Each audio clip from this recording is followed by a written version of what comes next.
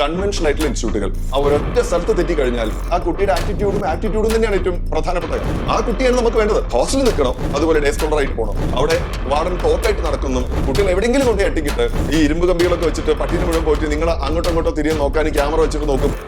High dear students, rise നെസ്കെയാണ്. നമ്മൾ റിപ്പറ്റീഷനെ പറ്റിയിട്ടായിരുന്നു സംസാരിച്ചുകൊണ്ടിരുന്നത്. ഇത് പാർട്ട് 3 ആണ്. ഒന്നാമത്തെ പാർട്ടിൽ ഞാൻ നിങ്ങളോട് ചോദിച്ചത് നിങ്ങൾക്ക് മെഡിക്കൽ എടുക്കണോ അതോ എഞ്ചിനീയറിംഗ്, അതല്ല ആർക്കിടെക്ചർ, അതുപോലെ സയന്റിസ്റ്റ് ആവുക, അങ്ങനെ സയൻസ് റിലേറ്റഡ് ആയിട്ട് എന്തെല്ലാം താല്പര്യങ്ങളുണ്ട്, അതിൽ നിങ്ങൾക്ക് ക്ലിയർ ആണോ? നിങ്ങൾക്ക് വേണ്ടത് എന്താണ്? നിങ്ങളുടെ സ്വഭാവത്തിനനുസരിച്ച് ഏറ്റവും നല്ലത് തന്നെയാണോ നിങ്ങൾ ചൂസ് ചെയ്തത്? കാരണം കരിയർ ഒരിക്കലും എടുത്തതിന് ശേഷം തിരുത്താൻ പറ്റില്ല.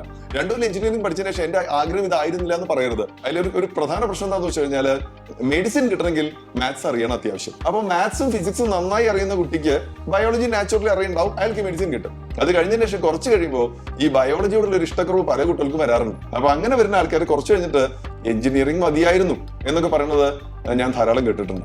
പക്ഷെ ഇങ്ങനത്തെ കോഴ്സുകളുടെ കാര്യത്തിലോ കരിയറിന്റെ കാര്യത്തിലൊക്കെ നമ്മൾ ഒരു തീരുമാനം എടുക്കുന്നു, പിന്നെ അത് ശരിയാക്കുന്നു, അങ്ങനെ പറ്റൂ. എന്നിരുന്നാലും ആ ബേസിക്കലി നിങ്ങൾ എന്താവണം എന്നുള്ളത് നിങ്ങളുടെ ഉള്ളിൽ ഒരു മോഹമാണ്.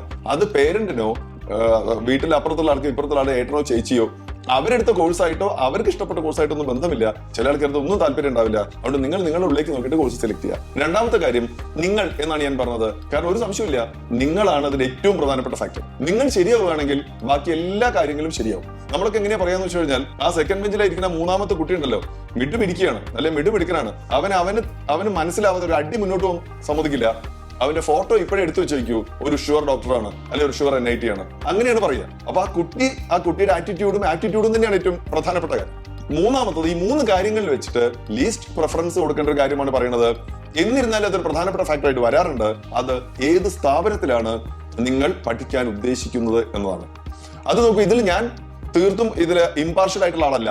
ഞാൻ rise entrance coaching centre director ആയിരിക്കെ ഞാൻ നിങ്ങൾക്ക് പറഞ്ഞിരുന്നതിൽ തീർച്ചയായിട്ടും എന്റെ സ്ഥാപനത്തിൽ എന്റെ താല്പര്യങ്ങൾ കടന്നു വരുന്നത് ചെയ്യും.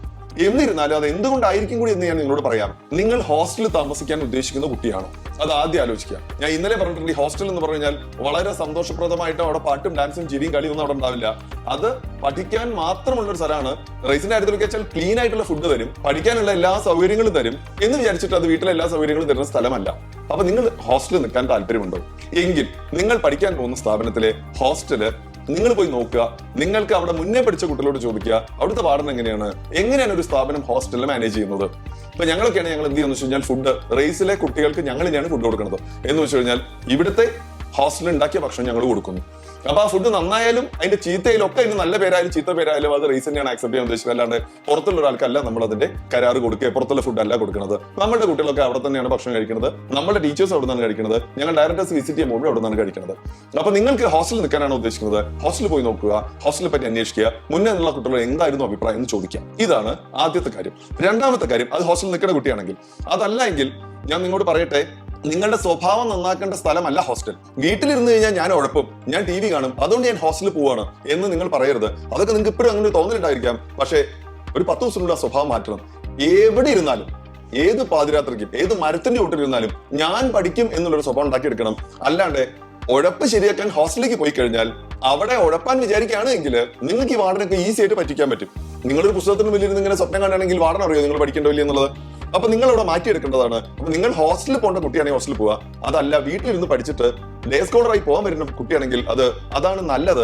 കാരണം അതിൻ്റെ ഗുണങ്ങളുണ്ട്. പേരൻസ് വീട്ടിലുണ്ടായിരിക്കും, നിങ്ങളെ ഡ്രസ്സ് കഴുകുക, അങ്ങനെയുള്ള കാര്യങ്ങളൊക്കെ നിങ്ങൾ അമ്മ ഹെൽപ്പ് ചെയ്യും. ഫുഡിന്റെ കാര്യത്തിൽ അവർ നല്ലോണം ശ്രദ്ധിച്ചോളും.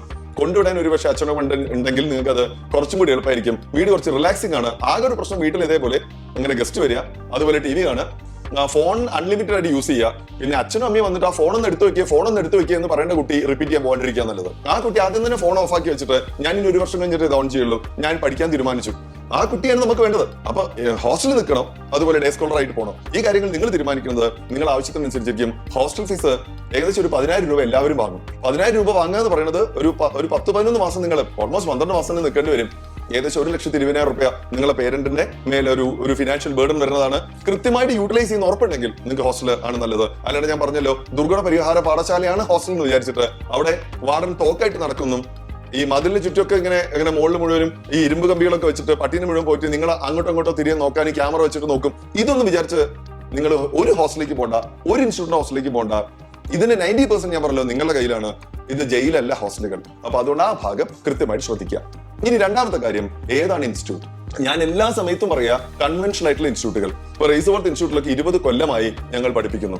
20 കൊല്ലമായിട്ട് റൈസിൽ റിപ്പീറ്റേഴ്സ് ഉണ്ട്. ഞങ്ങൾ ആദ്യ വർഷം 6 റാങ്ക് ഉണ്ട് വെച്ചാൽ കഴിഞ്ഞ വർഷം 6 റാങ്ക് ഉണ്ട്. അപ്പൊ കൃത്യമായിട്ട് എന്താ വെച്ചാൽ റാങ്ക് തുടർച്ചയായിട്ട് പ്രൊഡ്യൂസ് ചെയ്തുകൊണ്ടിരിക്കും. ഞങ്ങൾക്ക് ആർക്കും ഒരു ഇൻവോൾവ്മെന്റും ഇല്ലെങ്കിലും ഒരു സിസ്റ്റം പെർഫെക്റ്റ് ആയി നടക്കും. അത് തുടങ്ങുന്നത് എങ്ങനെയാണെന്ന് എല്ലാവർക്കും അറിയാം. ഇത്ര സമയം കഴിക്കും ഇന്ന പോർഷൻ തീരണമെന്ന് അറിയാം. ആ സമയത്ത് ഇന്ന പരീക്ഷണം നടത്തണമെന്ന് അറിയാം. മെഗാ ടെസ്റ്റ് നടത്തണമെന്ന് അറിയാം. ഇവിടുത്തെ എല്ലാവർക്കും ഈ സിസ്റ്റത്തിനെ പറ്റി നന്നായിട്ട് അറിയാം. അതുപോലെ ഹോസ്റ്റലിലെ ഫുഡ് ഏത് രൂപത്തിൽ കൊടുക്കണമെന്ന് അറിയാം. എത്ര വരെ സമയത്ത് കൊടുക്കണമെന്ന് അറിയാം. അതിന്റെ കണക്ക് എന്താണെന്ന് അറിയാം. അതൊരു സിസ്റ്റമായിട്ട് റൺ ചെയ്തുകൊണ്ടിരിക്കുകയാണ്. കുട്ടികളെ പരീക്ഷണത്തിന് ഉപയോഗിക്കുന്നില്ല.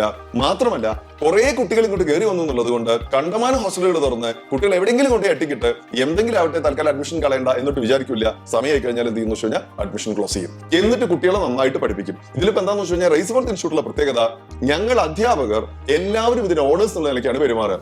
അതിപ്പോ ഹോസ്റ്റലില് അവിടെ ചെല്ലുന്ന ടീച്ചർക്ക് അയാൾ കഴിഞ്ഞ ഒരു 20 കൊല്ലമായി, അല്ലെ 18 കൊല്ലം, അല്ലെ 15 കൊല്ലമായി റൈസിലെ സ്റ്റാഫ് ആയിരിക്കും. കഴിഞ്ഞ 5 കൊല്ലം 10 കൊല്ലം അവരൊക്കെ എത്രയോ റിപ്പീറ്റേഴ്സ് കണ്ടിട്ടുണ്ടാവും. നമ്മുടെ DNA എന്താണെന്ന് അറിയുണ്ടാവും.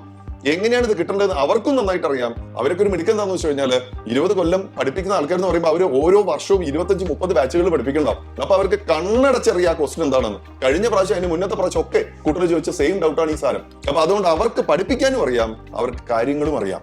അപ്പൊ അതാണ് ഒരു പ്രത്യേകത. സിസ്റ്റം പെർഫെക്റ്റ് ആയിരിക്കും.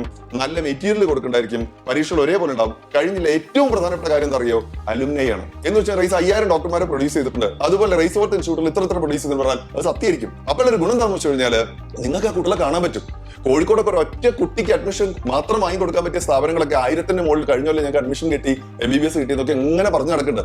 ഒരു കുട്ടിയെ പോലും ഇവരാരും നേരെ കാണുന്നില്ല എന്നുള്ളതാണ് പ്രശ്നം. ഇവിടുത്തെ നിങ്ങളോട് സംസാരിക്കാൻ പറ്റുക, നിങ്ങൾ മെഗാ ടെസ്റ്റിന്റെ അവിടെ ഇൻവിജിലേറ്റർ ആയിട്ട് നിൽക്കുക. അവിടെ ഈ പേപ്പറൊക്കെ എടുത്ത് കൊടുക്കുമ്പോൾ ഞാൻ വന്നിട്ട് പറയുമ്പോൾ ഗുഡ് മോർണിംഗ് സർ, ഈ കുട്ടി പറയുമ്പോൾ എല്ലാവരും നോക്കും. ഈ കുട്ടി എങ്ങനെ എനിക്ക് പരിചയം? ഈ കുട്ടി കോഴിക്കോട് മെഡിക്കൽ കോളേജ് പഠിച്ചുകൊണ്ടിരിക്കുകയാണ്, അല്ലെങ്കിൽ അല്ലെ NIT പഠിച്ചുകൊണ്ടിരിക്കുക. അവർ 25 പേര് 30 പേര് ഒന്നിച്ച് വന്നിട്ടാണ് നമ്മുടെ മെഗാ ടെസ്റ്റ് നടത്തുക. അവരാണ് സമ്മാനം കൊടുക്കാൻ വരിക. അപ്പോഴാണ് ഇവർക്ക് ആരാണ് ഈ കുട്ടി എന്ന് മനസ്സിലാവുക. അപ്പൊ അതുകൊണ്ട് അവരുടെ സപ്പോർട്ട് ഉണ്ടാവും. അതിനെന്താ ഞങ്ങൾ ചെയ്തു തരാന്നുണ്ടാവും. കഴിഞ്ഞില്ല മെഡിക്കൽ കോളേജിൽ ചെല്ലുന്ന സമയത്ത് റൈസിലായിരുന്നോ പഠിച്ചിരുന്നത്? ഞാൻ എവിടെയായിരുന്നു എന്ന് പറഞ്ഞ അലുമിനൈ ഇന്ത്യയിൽ മുഴുവനും ഉണ്ട്. അതിന്റെ സൗകര്യങ്ങൾ. അപ്പൊ നിങ്ങളുടെ മുന്നിൽ നിങ്ങൾ കാണുന്നത് ഫസ്റ്റ് റാങ്കിനെയാണ്. എങ്ങനെയാണ് ചേച്ചി പഠിച്ചതെന്ന് ചോദിക്കുക, അല്ലെ ചേട്ടൻ എങ്ങനെയാണ് പഠിച്ചതെന്ന് ചോദിക്കുക. അങ്ങനെ പറ്റും. അതാണ് കൺവെൻഷണൽ ഇൻസ്റ്റിറ്റ്യൂട്ട്സുകളുടെ പ്രത്യേകത. അവിടെ തള്ളലിനൊന്നും യാതൊരു പ്രാധാന്യമില്ല. മാത്രമല്ല നമ്മൾക്ക് ഇല്ലാത്ത റിസൾട്ടോ നമുക്ക് നോർത്ത് ഇന്ത്യയിലെ റിസൾട്ട് സൗത്ത് ഇന്ത്യയിൽ കൊണ്ടൊന്ന് പറഞ്ഞു കൊടുക്കുക, അല്ലെങ്കിൽ ഒരു ബന്ധമില്ലാത്തൊരു കുട്ടിയുടെ റിസൾട്ട് എടുത്ത് ഓൺലൈൻ കൊണ്ടുപോയി കാണിക്കുക, അതൊന്നും പറ്റില്ല. കാരണം വെച്ചാൽ റൈസിലെ കുട്ടികളുടെ എല്ലാവർക്കും അങ്ങോട്ടും ഇങ്ങോട്ടും അറിയാം. ഇവിടെ ടോപ്പേഴ്സ് ഒന്നിച്ച് പരീക്ഷ നടക്കുന്ന സമയത്ത് ആർക്കാ ഫസ്റ്റ് റാങ്ക് ആർക്കാ സെക്കൻഡ് റാങ്ക് മൊത്തം ഇൻസ്റ്റിറ്റ്യൂട്ടിലെ കുട്ടികൾ ഒന്നിച്ചിരുന്ന പരീക്ഷയിൽ ആ വേദിയിൽ ഈ കുട്ടികളൊക്കെ ഉണ്ടാവും. അപ്പൊ പിന്നെ പുതിയൊരു കുട്ടിയെ കൊണ്ടുവരുമ്പോൾ ഈ കുട്ടി ആരും ബാക്കിയുള്ള ആൾക്കാരോട് നമുക്ക് പറയാൻ പറ്റും. അങ്ങനത്തെ കള്ളത്തരൊന്നും കാണിക്കാത്ത രൂപത്തിൽ കുട്ടികളെ പറ്റിക്കില്ല. ചുരുക്കത്തിൽ അതാണ് അതിന്റെ കണക്ക്. ഒറ്റ വാക്കാണ് റൈസിന്റെ ഒക്കെ എല്ലാ കാലത്തും എന്ന് വെച്ചാൽ കുട്ടികളെ പറ്റിക്കില്ല. അപ്പൊ അങ്ങനത്തെ സ്ഥാപനങ്ങൾ ഉണ്ടെങ്കിൽ നിങ്ങളെ വീടിന്റെ അടുത്ത് നിങ്ങൾ അന്വേഷിച്ച് നിങ്ങൾ ചേർന്നുകൂടാ. ഇത് ഞാൻ പറഞ്ഞല്ലോ, നിങ്ങൾ എടുക്കേണ്ട തീരുമാനമാണ്.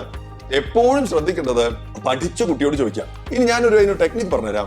എൻട്രൻസ് കിട്ടിയ കുട്ടിയോടല്ല ചോദിക്കേണ്ടത്, എൻട്രൻസ് കിട്ടാത്ത കുട്ടിയോട് ചോദിക്കാം. കിട്ടിയ കുട്ടിയോട് ചോദിച്ചാൽ ആ കുട്ടി 100% എന്തേ പറയുള്ളൂ, അതിനെന്താ റൈസ് പോയിക്കോളൂ, എന്റെ സ്വന്തം സ്ഥലമല്ലേ. കാരണം ആ കുട്ടിയുടെ അംഗീകരിക്കപ്പെട്ട സ്ഥലമാണ്. മാർക്ക് റാങ്ക് വാങ്ങിയിട്ട് MBBS കോഴിക്കോട് മെഡിക്കൽ കോളേജ് പഠിക്കുന്ന കുട്ടി റൈസിലേക്ക് പോകണ്ടെന്ന് പറയുമോ? അതേ സമയത്ത് എൻട്രൻസ് കിട്ടാത്തൊരു കുട്ടിയോട് ചോദിക്കും. ആ കുട്ടിയോട് ചോദിക്കുക എന്തുകൊണ്ട് എൻട്രൻസ് കിട്ടിയില്ല. സാധാരണ നമ്മൾ വിജയിച്ച ആൾക്കാരോട് മാത്രമേ ചോദിക്കുള്ളൂ, പരാജയപ്പെട്ട ആൾക്കാരോട് ചോദിക്കാറില്ലല്ലോ.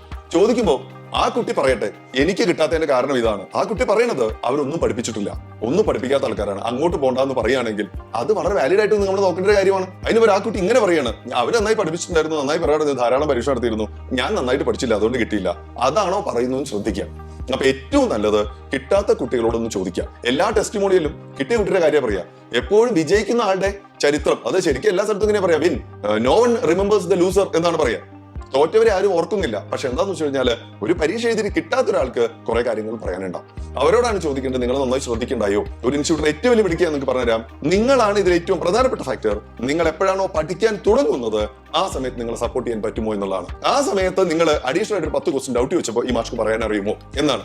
ഓരോ മാഷും ഓരോ കുട്ടിയുടെ അടുത്ത് ഡൗട്ട് ചോദിക്കൂ എന്നൊന്നും പറയില്ല. പക്ഷെ ഒരു കുട്ടി എണീറ്റിട്ട് ആ കുട്ടി നന്നായി നാളെ നമുക്ക് പഠിക്കാൻ തീരുമാനിച്ചു, കുറെ ഒബ്ജക്റ്റീവ് ക്വസ്റ്റ്യൻ സ്വന്തമായി ചെയ്തു, അതിനൊരു 10 ഡൗട്ട് മാഷം മുന്നിൽ വെച്ചിട്ട് സാർ ഇതൊന്ന് പറഞ്ഞുതരും എന്ന് പറയുമ്പോൾ ഓ വെരി ഗുഡ്. അങ്ങനെ പറഞ്ഞു കൊടുക്കാൻ പറ്റിയ ടീച്ചേഴ്സ് അവിടെ ഉണ്ടോ? അതൊക്കെയാണ് നമ്മൾ നോക്കേണ്ടത്. ആ ടീച്ചേഴ്സിന്റെ ക്വാളിറ്റി എന്താണ്, അതുപോലെ എനിക്കൊരു 10 പരീക്ഷ അഡീഷണൽ ആയി തരുമോ? അപ്പൊ നമ്മളൊക്കെ എന്താ ചെയ്യാന്ന് വെച്ച് കഴിഞ്ഞാൽ ഒരു കുട്ടിയെ പഠിക്കുന്ന കുട്ടിയെ കിട്ടിയാൽ അതിപ്പോ കേരളത്തിലെ എല്ലാ ഇൻസ്റ്റിറ്റ്യൂട്ടുകളും നന്നായി പഠിപ്പിക്കും കേട്ടോ. ആരും മോശമായിട്ട് പഠിപ്പിക്കുന്ന അഭിപ്രായം എനിക്കില്ല.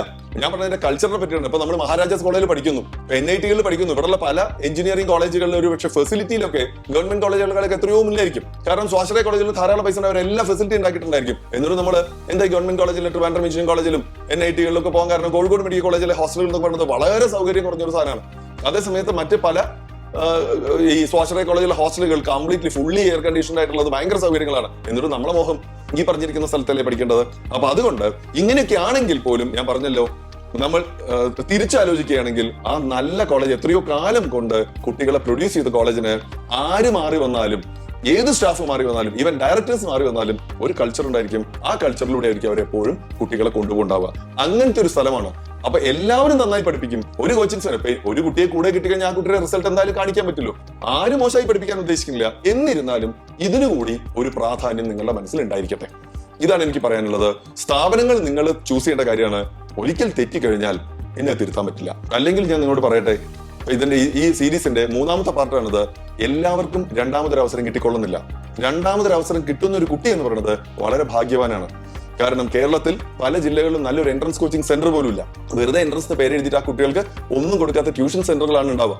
അപ്പൊ ആ കുട്ടി റിപ്പീറ്റ് ചെയ്യാൻ വരിക എന്നൊക്കെ പറയുന്നത് ആ കുട്ടി ജീവിതത്തിൽ വളരെ കൂടെ പൈസയും ഒരു വർഷവും ചെലവാക്കിയാണ് വരുന്നത്.